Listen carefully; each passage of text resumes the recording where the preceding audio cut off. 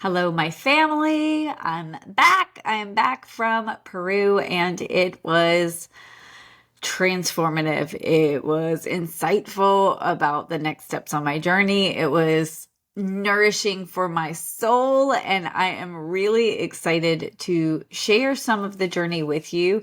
There is a lot that I am still processing, I am still integrating and trying to get my head around, but there are some nuggets that want to be shared. And so I'm going to share those with you today.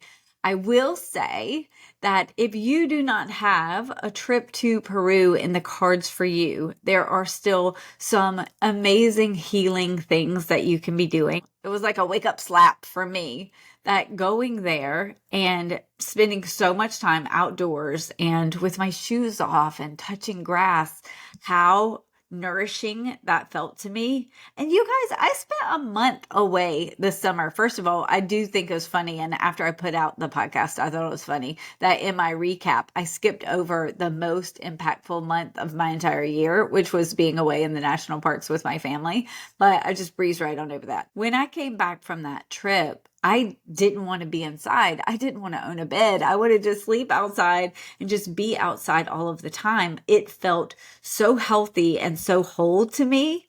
And then I got busy, right? That's what we do. And I was focused on my podcast and starting this YouTube channel and creating content and whatever, which is very inside computer oriented tasks.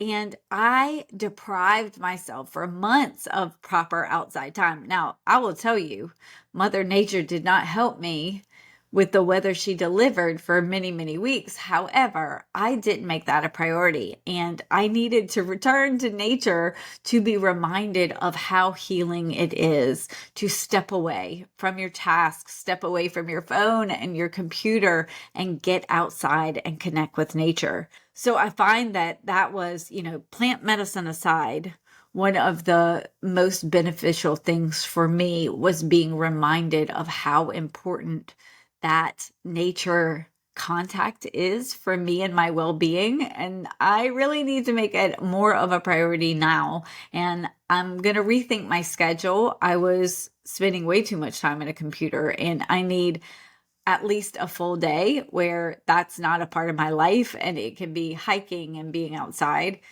So I'm going to renegotiate things to make sure that I am making that a priority. So that was really important. If you're not going to Peru, you can still go outside. You can still make sure that getting your feet on the ground is part of your day. Breathing fresh air is part of your day because it genuinely is so healing. Another thing that was amazing and makes me feel so good in my body is we had this diet that we had to follow in preparation for the plant medicine ceremonies, where you cut out processed food and you cut out added sugar, you cut out caffeine, and you really get back to the basics of food, whole foods, nourishing foods. And I mean, even when you're there, you don't have American, toxic foods, which is an added bonus. But even here in preparation, cutting that stuff out of my diet was hard at first because I had become a sugar junkie over the holidays, and it is legit an addiction because I've never really been a sugar person, and I was craving it and couldn't pass by it. But even here in preparation, as I cut out sugar, the kids were bringing crumble home, and I was fine with not having it. Once you get through the hard phase, you don't crave it like you do. So being there and having this fresh tropical fruit and this amazing quinoa dishes and just really nourishing food is also so very healing. So I am going to do my best to stick with this as long as I can. We cut out dairy, and there are some things I will probably reintroduce to my diet slowly, but I'm going to try to keep the sugar and caffeine at bay as much as I can, because I do feel so much better in my body having cut all of the junk out.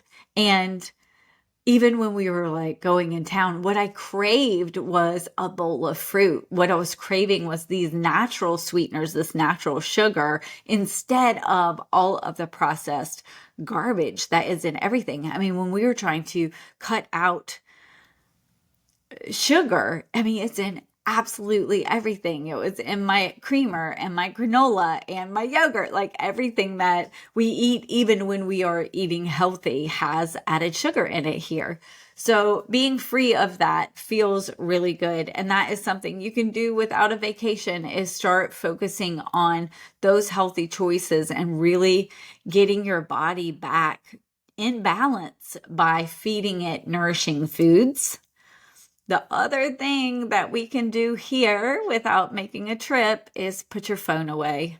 Connect to the present moment. Be present in what you're doing without your phone. We run around with this phone up and out all of the time, and it takes away from our intuition, which lives in the present moment. It takes away from our ability to engage with one another and to really connect with what we're doing and what we're experiencing.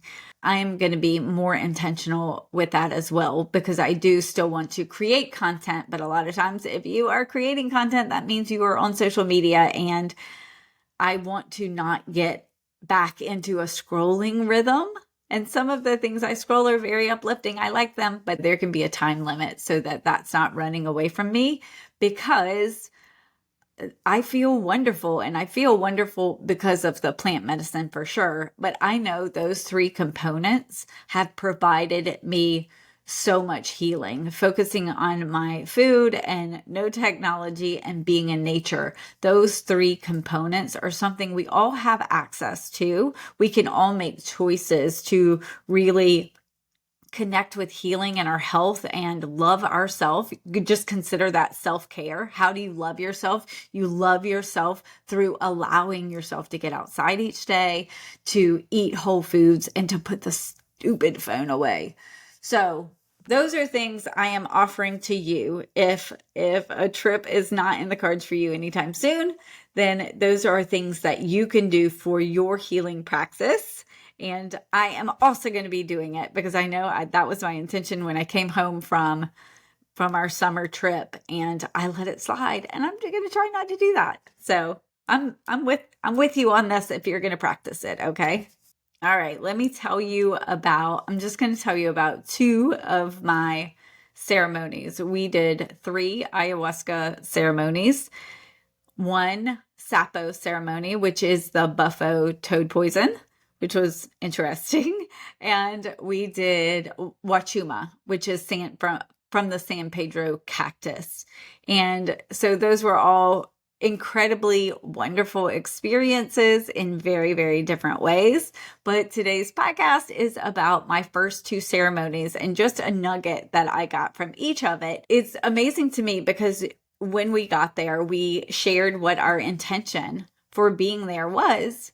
And I really feel like Aya has an intelligence of her own. Mother Aya, the ayahuasca medicine, has an intelligence of her own, because I see how my ceremonies worked together to deliver the insights I needed and also the physical healing that I needed for my intention. Everybody gets there with very different reasons for why they are at the retreat. And so we all had really different experiences, but we were lucky because we only had six people at the retreat, and then all of the, facilitators and staff. But it allowed us to connect in a really intimate way because we were a small group. But to understand their journeys as being so wildly different than mine, but it led us to the same place, and it led us there at the same time. Like, we were perfectly orchestrated to be there together to support one another in this journey. So when I share my intention, know that wouldn't necessarily be your intention when you go. It is just what called me there. So my intention was to fully step into my power, to fully step into and understand my purpose, and to remove anything, any limitation, any fear, any doubts that stand in the way of the fullest expression of both. That was my intention that I went with, was kind of plus power, plus purpose, minus limitations. And that's what I focused on in my ceremonies. You kind of always come back to your breath and your intention when the medicine gets overwhelming, or, the medicine can get overwhelming, and you just come back to your intention and your breath. All right. So about ayahuasca, if you haven't heard of it, it is a psychedelic brew that is used traditionally in the Amazonian areas by tribes as a sacred healing ceremonial practice. It will give you psychedelic visions, deepening insights and awareness about yourself, and physical and emotional healing. So that is what it is. And how you experience it is very individual. There were 6 of us participating in each of the ceremonies, and each of us had extremely different experiences. And so I am only going to share with you mine, because there is an important message for us all in my ceremonies. It was meant to be shared, and this is a fragment because we took the medicine around 8 o'clock, and we're wrapping up ceremony between 12:45 and 1:45 in the morning. So I'm going to give you a little snippet that felt like it was meant to be shared. And so here we go. So the first night when we did the ayahuasca, they start you on a smaller dose to see how you react. And then you can have a second dose and a third dose, but they write down your totals. They're great keepers of the medicine and keepers of the participants, making sure that we are in the right place and getting the right amount of medicine for what we feel comfortable with, what we can tolerate, what our physical vessels can handle. And so we started at a smaller dose. And so the experience was, I felt much more in control of it. And when it began to kick in, which I think was like 35 or 40 minutes, but I'm not positive, but we sat in pitch black in a ceremony temple, and we had these soft beds, but we were meant to sit up kind of in a meditative posture, like upright, and kind of wait. And we just sat there in silence and in contemplation, remembering our intention, remembering why we were there. And when it started kicking in, which was before the shamans started singing their Icaros, which it's almost like their tribal light language. So they're not singing songs, but they are channeling healing music. And I mean, you can just like ride on the vibrations of the song as they're singing, and both of them are singing their own channeled message, their own music. It's not like a scheduled duet or something. They're just singing from the heart, and you can feel the vibrations. It's really beautiful, and you just know you're being healed by the song. Anyway, so my medicine started kicking in even before they started singing, and it was really colorful and really bright. And I was really kind of nervous going in there because you don't always hear good stories about ayahuasca.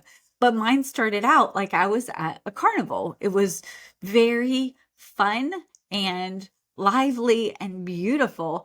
And I was smiling so much that my cheeks hurt. Like I felt so connected. And there were all these visuals going on. And I just said in my mind, I'm used to talking to spirit in my mind, or talking to my higher self in my mind. And so I just said, there's a lot going on here, and it's really pretty. I don't know what to focus on. If there's a message for me, please let me know. And then the message came in and was like, that is the victory. Tonight is about your victory. And I was like, okay. It's like the whole world is a circus, and you allow it to go on behind you. And you just say, hey, if there's something important, let me pay attention to it. And that really resonated with me. It's like I was telling y'all about my Hamilton journey, is if you turn off all of the distractions and just say, get my attention. If I need to pay attention to something, if there's something here for me, get my attention. But that's really a strategic way to live life. And I was being celebrated for this choice, that there can be so much going on and such a zoo going on that I can just choose to ignore it and let it be in the background. Like, yep, that's a lot going on. If you want me to pay attention to something, please let me know. So that's how it all started out. And at this point, they're asking if we want a second dose. And it was starting to ramp up for me. And the facilitator had said, if you can't walk up there, you don't need a second dose. But I did feel like I could walk up there. So I went and got my second dose, and things kind of kicked in. And I had some incredible conversations with Mother Aya. It was really wild, but I was asking questions and getting so much feedback. And then I was feeling a little guilty because the other guests were having a hard time, and I'm hearing them throw up. I'm hearing them purge a lot. And I was just saying, hey, I'm also here to let go and release, bring it on. I can do this. Go ahead and give it to me. What are we going to let go of? And I was told that what I was letting go of is guilt. I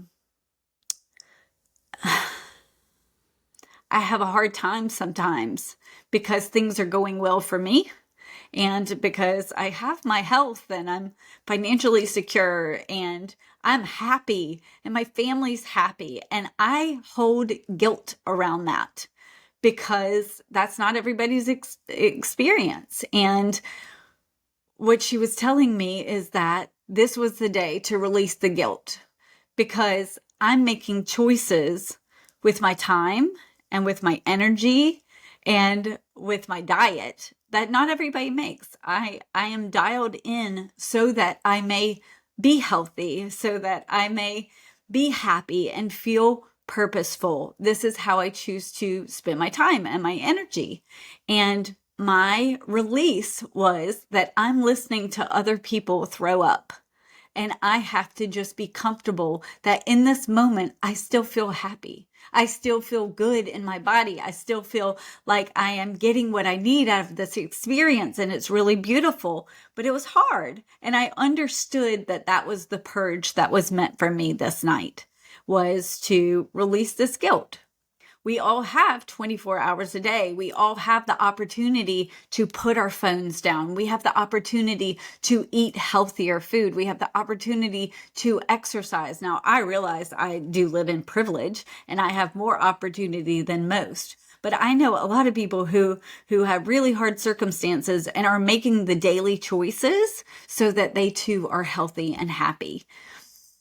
So anyway, that was my first night. Now, there was a whole bunch of other stuff wrapped up in there, but this is the nugget I'm sharing with you because I need to share the follow-up, which was Ayahuasca 2.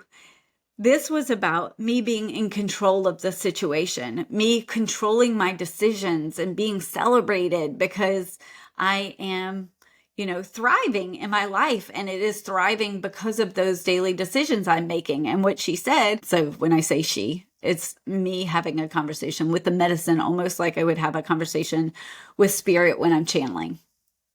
But she said, basically, they are in race cars. When you have just shown up and you hop in a race car, you get whiplash.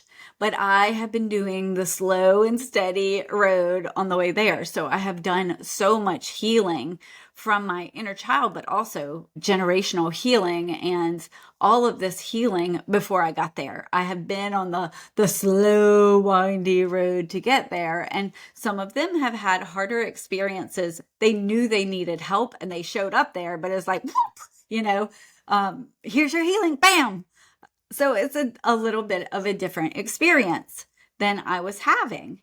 So I left that experience, and I'm telling you, I was prepared. Like, I was prepared for throwing up. I was prepared for pooping on myself. I had pants. I had skirt on over my pants, and that was the only bad decision. Is we had had some like fava bean soup or something for lunch, and I had on under my skirt, I had on leggings that had a tight waistband, and y'all, I had gas like you wouldn't believe, and this tight waistband should not have been on my body. And I was worried because I had all this gas. Like, if I take off my pants, then I'm definitely going to end up pooping myself or something. And I'm trying to avoid that because I'm having such a happy experience. Well, she ended up saying, "You are purging guilt. You are purging guilt. You are purging guilt. Like, take off your pants. You're not going to poop," which was nice. And I was able to wrangle them off. And I'm telling you that because the next 2 nights I had very different experiences. I mean, the third night I was so cold and I couldn't find my sweatshirt, which was sitting beside my little mat. But I couldn't find it. I couldn't find my flashlight to ask for someone to help me get the flashlight, or the blanket that was on my bed at my feet. Like, I was not in control of the situation at all. The only time I was in control was this first night, and it was the individual's journey. She allowed me to see how I was in control of my choices and my experience. And it was a one-night affair for me to experience ayahuasca like that, because she definitely turned the tables on me. But I'm just saying, like, for me to be able to get my pants off in that situation was definitely a one-time affair, because two ceremonies later, I'm sitting there shivering, which is a way of purging as well. Being really cold or really hot is a way of processing these energies and healing. But I was so cold and I couldn't even find my sweatshirt. And so I'm not bragging about all my ayahuasca experiences being lovely, because they weren't. But I'm telling you this because I want you to see the contrast. The contrast and how they work together is really important in understanding what message I received. Okay. So the second ayahuasca ceremony, it was the following night, and I went into it really pumped. Really, really pumped, because that was really good. Now, I did ask her, like, "Am I good now?" And she's like, "No promises on the rest. Like, we'll give you what you need." But she just kept reassuring me so I'd take those stupid pants off because they were so uncomfortable. Like, the purging for you tonight is just guilt. So anyway, I went in much more comfortable the second time, mainly because even the people who had really rough experiences purging, or even, visiting some their personal demons, their personal struggles through hallucinations or visuals, still felt like the ceremony was so meaningful for them. Like, that is such a powerful release. And it's one of those things where if you know it can be awful and still healing, you're not as afraid of it.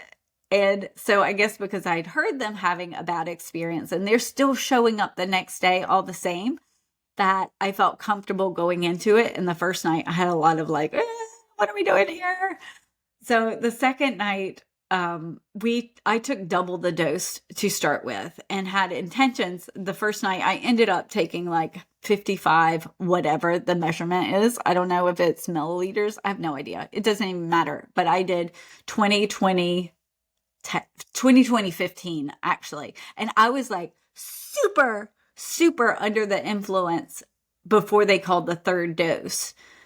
But it's like the medicine completely quieted down for me to be able to walk up there. And I was like, I can't walk up there. And then it like all just quieted down. And I was able to walk up there and get my third dose. All right. So my intention going into the second was like, I'll do 40 and then maybe 15 or 20. No, I didn't. Sure didn't. Anyway, so you started at a higher dose. It was 40. And as it's going, I'm seeing all of these visuals go back and forth. It was darker, not dark, but it wasn't like cartoon-like and carnival-y. It wasn't clowns. And, the first night it was like I was at a circus or Carowinds with all those fun games and fun rides. And it was just really happy and joyful. And this was almost like it was Japanese anime, but in I don't know, in like squares flashing by me. And again, I'm asking the medicines, like, I don't understand what these pictures mean. Do these have significance? And it was like, it's to distract you from the pain. And then I started feeling like lasers, almost like my face was being microneedled. So that was really wild. That's not the point of the story. But I did start feeling like electrical work on the outside of my energy body, which was really interesting and fun. And then ended up feeling like my whole auric field was, this wasn't like I was being shocked, but it was like downloads, like all of these downloads, like I was receiving instead of being worked on, I was receiving. Anyway, so this experience was much more intense at first. Like there would be for a little while, there was no having conversations other than me saying, I thought that I was going to be aware of the wisdom, and it feels like I'm receiving wisdom, but I don't know what you're doing, and I would like to be part of it. And then being like, this is not for you right now. This is not the time and the place for you to understand the information. We're just giving it to you for later. So that's fine. Whatever. I was a little irritated because the night before I had such a beautiful dialogue, I felt like, with the medicine, and I was so in control and coherent of the conversation. And this was like, no, girl, you are not in control. Anyway, that's okay. What ended up happening is the two people next to me were purging around the same time, one of them violently, and one of them, I was pretty hectic too. But it was like initially that they were doing it in my ear. Like they were actually vomiting in my ear. And I was like, whoa, this is a lot. This is a lot. And as I'm thinking that, I ended up, I'm not becoming their consciousness, but I ended up purging as if I were them. Like I took on everything that they were doing, right? And then it is like I'm doing it. And to be honest, it's interesting because the next day I wasn't sure if I actually purged myself or if the experience of being them was so real that I felt like it, or maybe when I was them, I was purging. I can't even remember. All I remember was I am him, I am her, and this is my experience, right? And so when I was able to get through and it not be quite so hectic, I started processing what was happening. And what was happening is I was experiencing the collective. And this is how it is, right? You're in control when it's your individual journey. But it doesn't matter how good you are doing. If one suffers, we all suffer.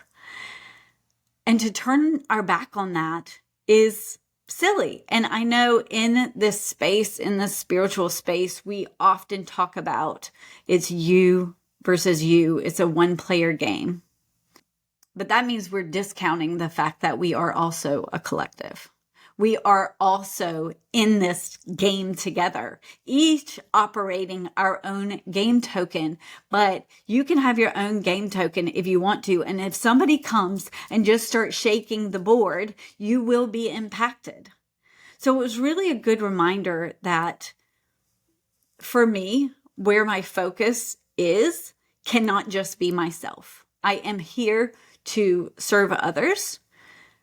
And that's really important in my journey. And so I got a little information about what that looks like for me, which is really important. But it was such a contrast after the victory lap I was allowed to have for my personal choices, for my personal success. Like, yay, you don't feel guilty. You're amazing. And then the next day I am vomiting as if I am them. And I don't know how to explain that other than I became them as I'm purging in my bowl, or if I wasn't purging in my bowl, I don't even know. But that was the experience I had. And it's also a reminder that we signed up for this. We signed up for the collective experience.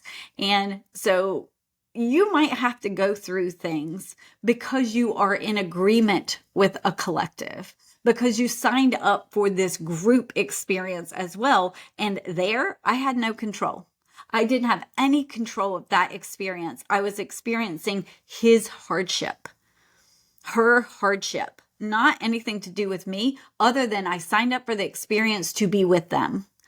And so that's really important for us to remember as well. As part of our journey is things are going to go wrong, and it doesn't mean that you've necessarily made bad personal choices. It's that you signed up for a collective experience, and we are not always doing the right thing, but it makes it really purposeful for us to remember the plight of one is the plight of all. If one person is suffering, if one person is hungry or sad, it is impacting the whole. We can't separate somebody who's not doing well outside of us. We cannot cast them outside of us.